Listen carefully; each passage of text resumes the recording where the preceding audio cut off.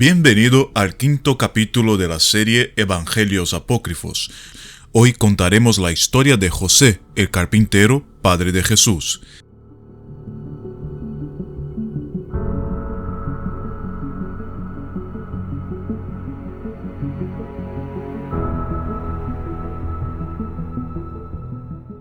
Este evangelio ha llegado hasta nosotros en copias escritas en copto y árabe y fue traducido al latín por primera vez en el siglo XVIII. Probablemente fue compuesto en Egipto entre los siglos VI y VII.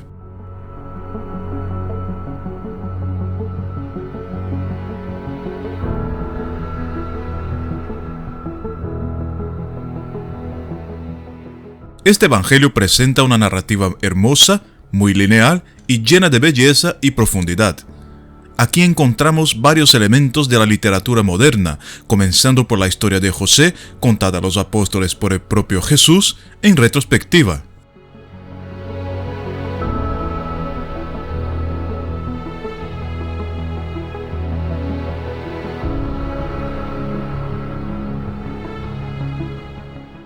Abordaremos temas delicados como las relaciones familiares y cómo enfrentamos la muerte, las incertidumbres, el dolor, la negación.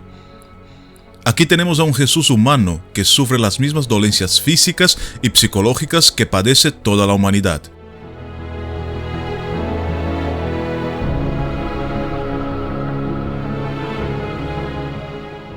No hablo del dolor de la cruz, ni del miedo a su propio sufrimiento, sino del sufrimiento de aquel a quien se le agradece por la vida, el Padre, o los padres, porque también podría ser la madre o los abuelos, tíos o padrinos. Jesús experimenta el miedo que todos tenemos al dolor, al sufrimiento, a la soledad, la orfandad y especialmente al miedo de la muerte.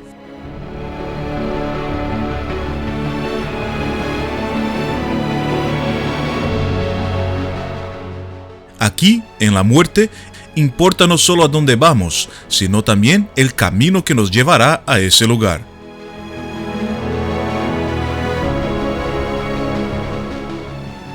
Este evangelio nos permite encontrarnos a nosotros mismos en los sentimientos del propio Jesús.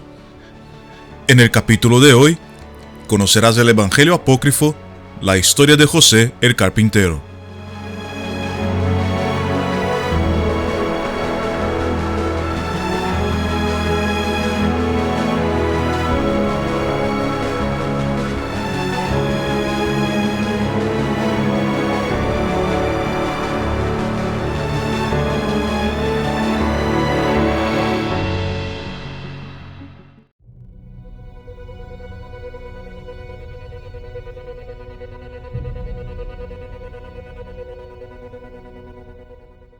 La palabra apócrifo proviene del griego apócrifos, que significa oculto. En la literatura, el término se usa comúnmente para designar aquellos libros que se mantuvieron en la clandestinidad, y en la bibliología se utiliza para identificar las obras religiosas de la iglesia primitiva que carecen de autoridad canónica, es decir, no se leía en el culto público porque no se consideraba palabra de Dios dada a los hombres. Es importante recordar que el término apócrifo no debe considerarse peyorativo, ya que su contenido puede contener verdades, ya sean teológicas o históricas.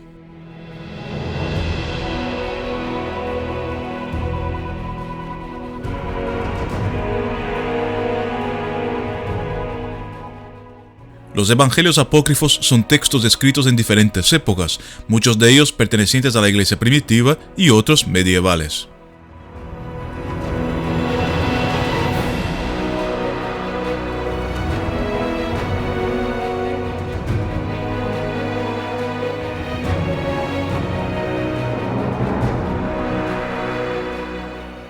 Esta serie presentará solo comentarios, curiosidades y referencias sobre estos textos, una guía para introducir los temas y despertar el interés en profundizar en el conocimiento sobre la historia de la salvación.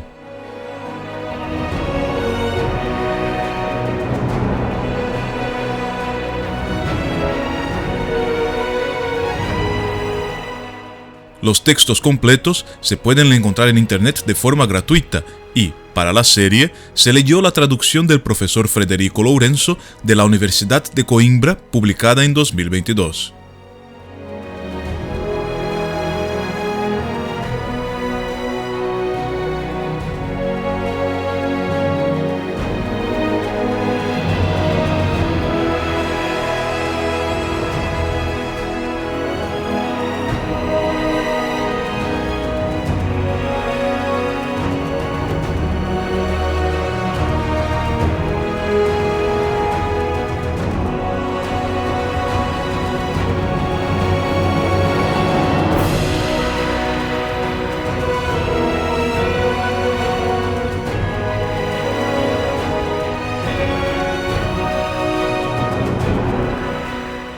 La historia de José, el carpintero.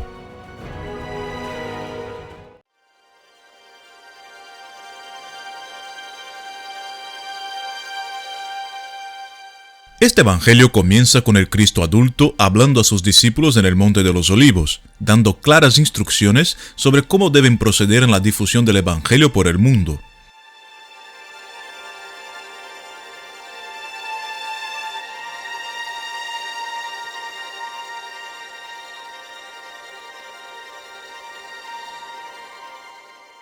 Cristo habla mucho desde el principio sobre el juicio final y sobre el sentido de su misión de acuerdo con la Iglesia, que es morir por la salvación de Adán y su descendencia. Luego, en el capítulo 2, Jesús mismo comienza a contar la historia de su padre, José, el carpintero. En este evangelio, José vive en Belén, es un hombre de notable conocimiento resultado de una buena instrucción en la doctrina religiosa hebrea y, por lo tanto, se convierte en sacerdote en el templo del Señor. Además, José desarrolló la habilidad de la carpintería y se casó con una mujer con quien tuvo 4 hijos, Judas, Justo, Santiago y Simón, y 2 hijas, Asia y Lidia. La esposa de José muere y en ese momento María vivía en el templo y había cumplido 12 años.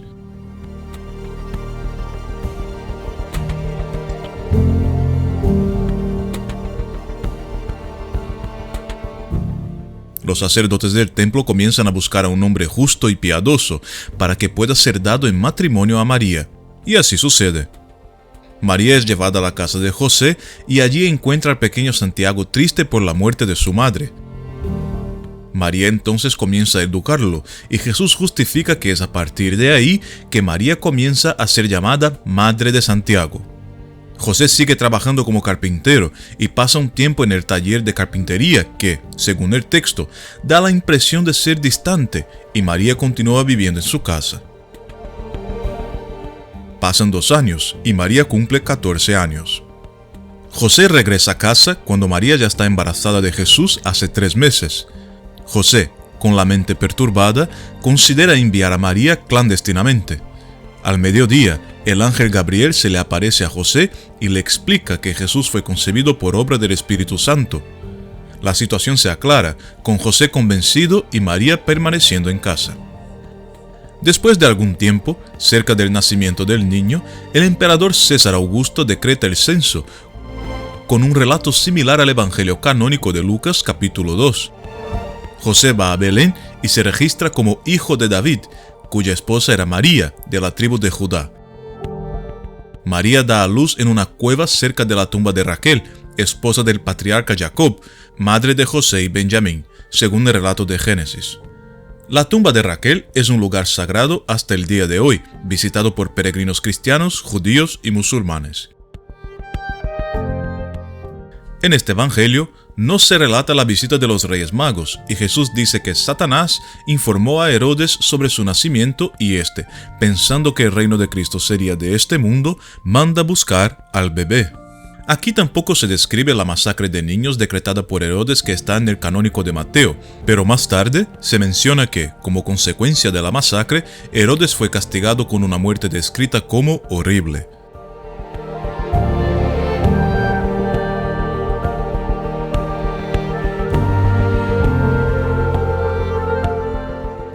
Aquí nuevamente aparece la figura de Salomé, que se ofrece como compañera de viaje de María.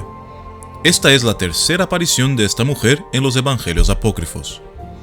José es advertido en sueños y huye a Egipto, permaneciendo allí 1 año. Después de la muerte de Herodes, la familia regresa a la tierra de Israel y se establece en Galilea, en Nazaret.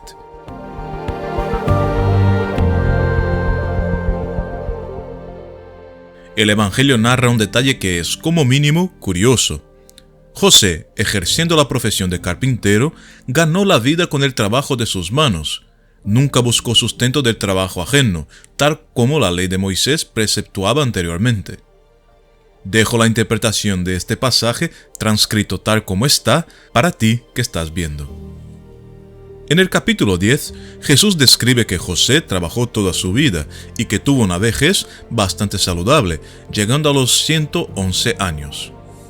Algunos hijos e hijas de José se casan y se van, y permanecen en casa con José Judas, Santiago, María y Jesús. Jesús aquí describe que siempre los llamó padre y madre, y que los respetó y obedeció con un amor enorme.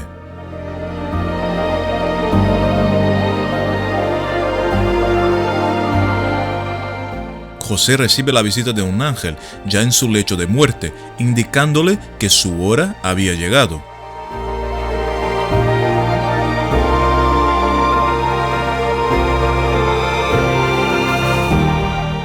Es entonces cuando José tiene una perturbación del ánimo y, levantándose, se dirige a Jerusalén, donde, frente al santuario del templo, pronuncia una larga oración a Dios, como si estuviera encomendando su propia alma.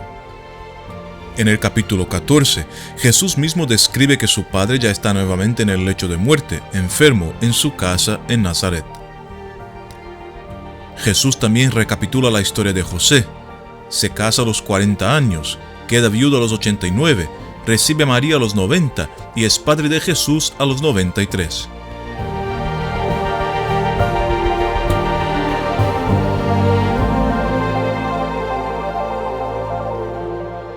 José vive 111 años, es decir, muere cuando Jesús tenía 18 años el día 26 del mes de Abib, que corresponde al mes judío de Nisán.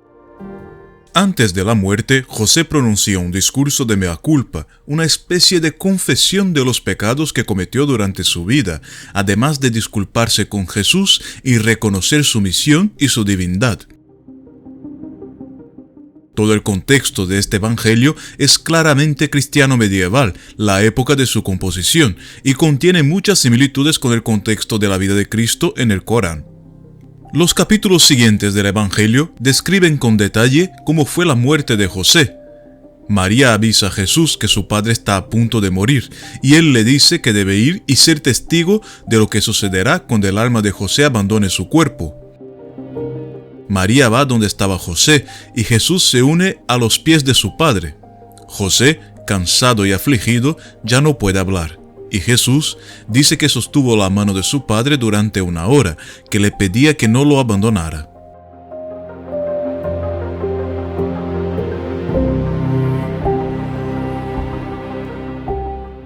José coloca las manos de Jesús en su pecho y María, al darse cuenta, toca los pies de José, comentando luego que sus pies estaban fríos.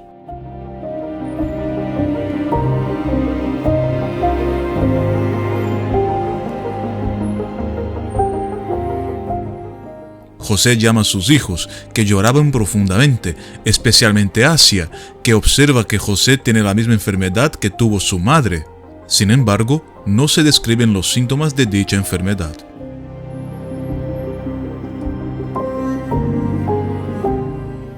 Jesús narra que él y su madre María también lloraron en este momento con los hijos de José. Jesús, aún llorando, observa la llegada de la muerte, representada por un ejército y por guardias cuyas vestiduras, semblantes y bocas derramaban fuego. José también ve la muerte y sufre con su llegada, y es entonces cuando Jesús la aleja e invoca a su Padre Celestial, solicitando que vengan a acompañar a su padre José, no esta muerte de dolor, sufrimiento y miedo, sino una muerte tranquila y con la esperanza de la vida eterna de los justos, representada por la sustitución de las imágenes bestiales por las imágenes de los ángeles Miguel y Gabriel, que acompañarían a José hasta la presencia de Dios. Y así sucede. José es llevado en paz por los dos ángeles. Jesús cierra los ojos y las manos de José y le dice a su madre que con su padre se fue toda su habilidad con la carpintería. Al escuchar esto, los hijos de José comienzan a llorar y Jesús los consuela diciendo que José ha pasado al descanso eterno, liberado de los sufrimientos de este mundo. Todo el pueblo de Nazaret viene a acompañar la preparación del cuerpo y una multitud de ángeles aparece y, siguiendo las órdenes de Jesús, cubre el cuerpo de José con una vestidura luminosa. Entonces Jesús pronuncia un discurso. Dice que el cuerpo de José permanecerá incorrupto por 1000 años, siguiendo la tradición católica de cuerpos incorruptos. También afirma que aquel que haga una ofrenda a la iglesia y a los necesitados en el día de la conmemoración de San José será recompensado en esta y en la próxima vida. Jesús continúa y dice que aquel que escriba y preserve la historia de José será perdonado de todos sus pecados y accederá a la vida eterna sin ningún suplicio, y que aquel que no tenga condiciones de realizar ninguna de las tareas anteriores solo necesita dar el nombre de José a un hijo y éste tendrá protección en su hogar. Podría ser de ahí de donde proviene la tan difundida utilización del nombre José en los países de tradición cristiana en sus innumerables traducciones: José, Joseph, Giuseppe, Joseph, Josephus. Los ciudadanos ilustres de la ciudad llegan al velorio y, al intentar vestir a José con las tradicionales ropas judías, desisten, ya que el manto colocado por los ángeles se ha adherido al cuerpo de José de tal manera que era imposible quitarlo.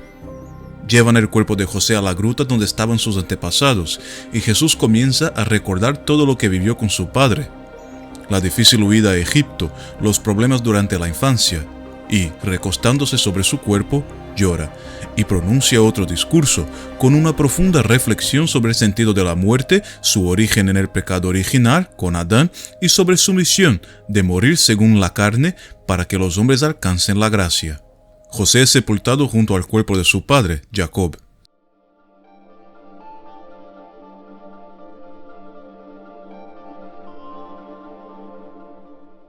Los apóstoles se sienten felices al escuchar de la boca de Jesús la hermosa historia de su padre, José, y confirman haber entendido que se debe celebrar el festivo de San José, pero cuestionan a Jesús. Si él fue un hombre justo y elegido, ¿por qué no se hizo de él un inmortal arrebatado a los cielos sin probar la muerte, como ocurrió con Enoc y Elías? Jesús responde con un pequeño discurso, explicando la naturaleza de la muerte y del tiempo de vida del ser humano, y completa diciendo que incluso Elías y Enoc tendrán que probar la muerte antes del fin de los tiempos. Jesús dice que serán 2 de los 4 que serán muertos por el anticristo, y que los otros 2 serán Sila y Tabitá. Los apóstoles glorifican a Dios y aquí termina este evangelio.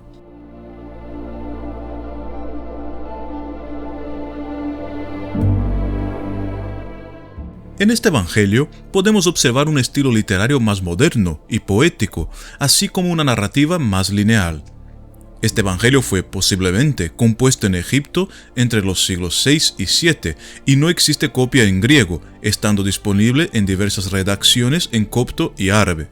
Fue traducido al latín por primera vez en el siglo XVIII por el filólogo sueco J. Walling, quien utilizó la versión árabe. El Evangelio es un drama cargado no solo de una teología medieval muy ceremoniosa, sino también de un drama humano que afecta a todos. El sentimiento de miedo a la pérdida, la soledad, la muerte, la incertidumbre sobre de dónde venimos y hacia dónde vamos, cómo será el camino, cómo redimirnos de los errores, cómo disculparnos por ellos. Jesús aquí entiende lo que es la muerte más que cualquiera de los que están a su alrededor, no solo por su naturaleza divina, sino también por su inteligencia humana, humanidad que lo hace igualmente o más intensamente sufriente que los que están a su alrededor. Jesús llora, siente miedo, dudas y extraña a su Padre como todos nosotros. ¿Será que el Dios cristiano es tan divinamente humano que tal vez sea el único que, por la empatía que tiene al haber experimentado los sufrimientos, tentaciones y alegrías de la carne, puede ser justo al acoger a sus hijos que padecen de sufrimientos que Él mismo conoció al experimentar nuestra suerte cuando vivió entre nosotros? Jesús no nos mira desde arriba, nos mira a los ojos, toca nuestras manos, nos abraza y comprende nuestras dudas e interrogantes, nuestras indignaciones y desalientos, porque Él mismo probó todos los sentimientos cuando fue uno de los otros, igual a nosotros. Cuando fue uno de nosotros, fue, o es, o somos.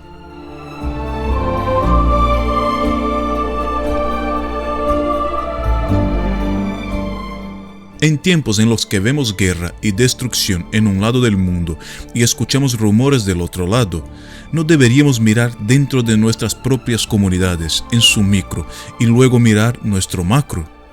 Tenemos tanto en común y tan poco de diferente, y tanta similitud dentro de las aparentes diferencias. El final es el mismo para todos, y tal vez la vida eterna esté ahí, recordándonos que todos tendremos el mismo fin, y que deberíamos disfrutar de la hora, de este momento de plenitud en el que estamos o en el que podemos estar, y que este momento sea tan feliz y pleno como una eternidad. No acumulen ustedes tesoros en la tierra, donde la polilla y el óxido corroen, y donde los ladrones minan y hurtan. Por el contrario, acumulen tesoros en el cielo, donde ni la polilla ni el óxido corroen, y donde los ladrones no minan ni hurtan. Pues, donde esté tu tesoro, allí estará también tu corazón. La lámpara del cuerpo es el ojo, así que, si tu ojo es bueno, todo tu cuerpo estará lleno de luz, pero si tu ojo es malo, todo tu cuerpo estará a oscuras. Y si la luz que hay en ti es oscuridad, cuán oscura no será la misma oscuridad. Nadie puede servir a dos amos, pues odiará a uno y amará al otro, o estimará a uno y menospreciará al otro. Ustedes no pueden servir a Dios y a las riquezas. Por lo tanto les digo, no se preocupen por su vida, ni por lo que comerán o que beberán, ni con qué cubrirán su cuerpo. ¿Acaso no vale más la vida que el alimento y el cuerpo más que el vestido? Miren las aves del cielo, que no siembran ni cosechan, ni recogen en graneros, y el Padre Celestial las alimenta. ¿Acaso no valen ustedes mucho más que ellas? ¿Y quién de ustedes, por mucho que lo intente, puede añadir medio metro a su estatura? ¿Y por qué se preocupan por el vestido? Observen cómo crecen los lirios del campo. No trabajan ni hilan, y aún así ni el mismo Salomón, con toda su gloria, se vistió como uno de ellos. Pues si Dios viste así a la hierba que hoy está en el campo y mañana se echa en el horno, ¿no hará mucho más por ustedes, hombres de poca fe? Por lo tanto, no se preocupen ni se pregunten, ¿qué comeremos? ¿O qué beberemos? ¿O qué vestiremos? Porque la gente anda tras todo esto, pero su Padre Celestial sabe que ustedes tienen necesidad de todas estas cosas. Por lo tanto, busquen primeramente el reino de Dios y su justicia, y todas estas cosas les serán añadidas. Así que, no se preocupen por el día de mañana, porque el día de mañana traerá sus propias preocupaciones. Ya bastante tiene cada día con su propio mal. Mateo capítulo 6 versículos 19 al 34.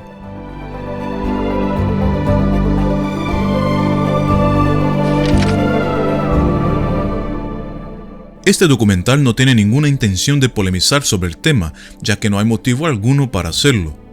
Durante mucho tiempo, los apócrifos han generado más discusiones sobre si deben ser leídos o no que la lectura y reflexión misma de estos libros. Son parte de la historia de la Iglesia y del cristianismo, al igual que otros libros de la Biblia cristiana. Y en ellos encontramos las raíces de muchas tradiciones cristianas en todo el mundo. También es interesante recordar que la Biblia cristiana difiere entre las muchas denominaciones cristianas, ya que hay diferencias entre la Biblia ortodoxa, la católica y la protestante en la cantidad de libros que contiene cada canon. Para comprender y reflexionar sobre los apócrifos, es necesario hacer el mismo ejercicio que se hace al estudiar la Biblia y cualquier otro escrito histórico: comprender la época, el lugar, la cultura, el idioma, en resumen, el contexto histórico. Hay cosas que eran comunes hace 100 años y que hoy serían inaceptables. De la misma manera, al hablar de cosas escritas hace 2000 años, el impacto podría ser aún mayor, lo cual no es exclusivo de la Biblia o la religión, sino de la historia.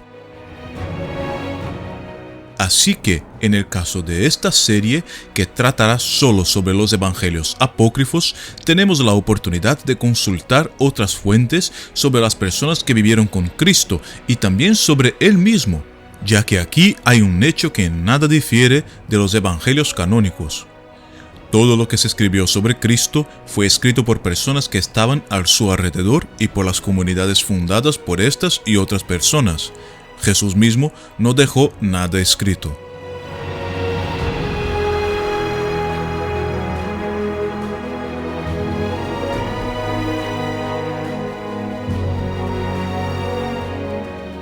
Y digo solo los evangelios apócrifos porque también hay libros del Antiguo Testamento y epístolas que son apócrifos. La curiosidad sobre los hechos de la vida de Cristo y sobre los orígenes de la religión y las tradiciones del cristianismo está presente en los grupos más diversos de nuestra sociedad. La serie se realizó con la intención de satisfacer un poco del interminable interés por este que es, sin duda, el personaje histórico más grande de la humanidad.